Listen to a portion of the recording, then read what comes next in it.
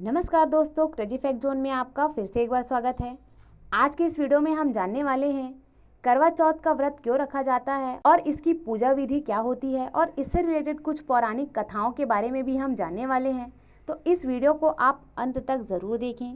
पति की लंबी उम्र की मंशा से किया जाने वाला करवा चौथ का व्रत इस वर्ष 2023 में 1 नवंबर को बुधवार के दिन रखा जाएगा।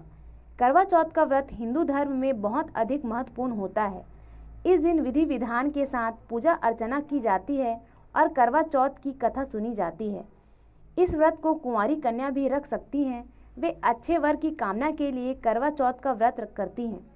करवा चौथ की खास पूजा विधि को चंद्रोदय होने के बाद ही किया जाता है।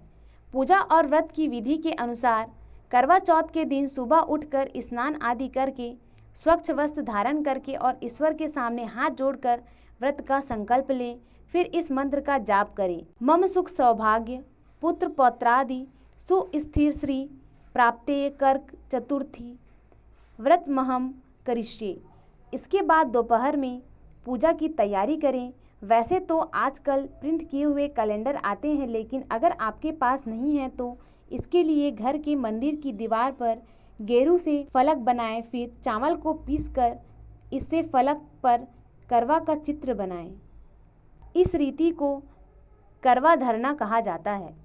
शाम को फलक वाले स्थान पर जमीन पर चौक लगाएं और मां पार्वती और शिव की कोई ऐसी फोटो लकड़ी के आसन पर रखें जिसमें भगवान गणेश माता पार्वती की गोद में बैठे हों।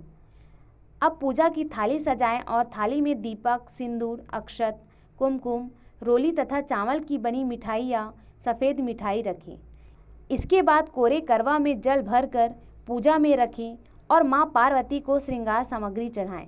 इसके बाद मां पार्वती, भगवान गणेश और शिव के साथ चंद्रदेव की आराधना करें।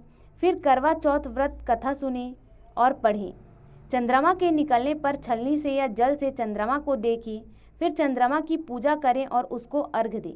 इसके बाद अपने पति की लंबी आयु की कामना करें। इसके बाद पति के हाथ से पानी पीकर या निवाला खाकर अपना व्रत संपन्न करें। फिर अपने बड़ों के पैर छूकर उनका आशीर्वाद लें। तो यह था करवा चौथ की पूरी विधि।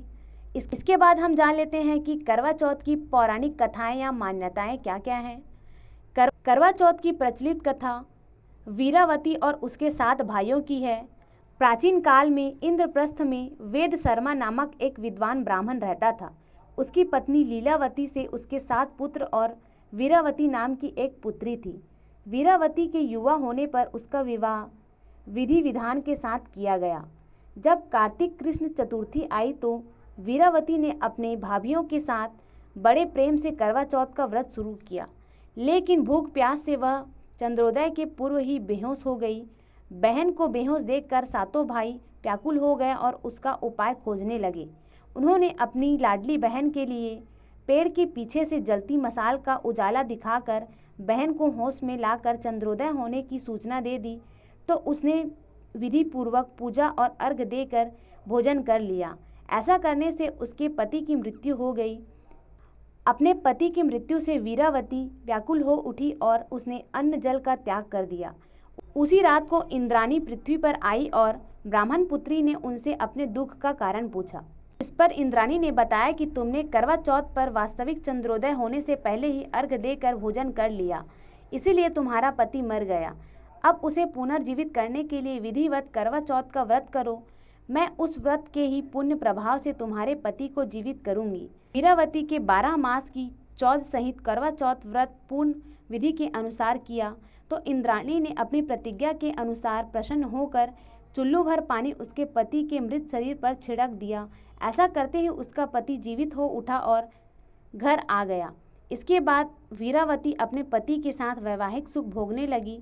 समय के साथ उसे पुत्र, धन धान्य और पति की दीर्घायु का लाभ मिला। करवा चौथ से रिलेटेड यह जानकारी आपको कैसी लगी हमें कमेंट में ज़रूर बताएं तथा आपको कौन से टॉपिक पर वीडियो चाहिए उसको भी आप हमें कमेंट में ज़रूर बताएं। वीडियो देखने के लिए आपका धन्यवाद।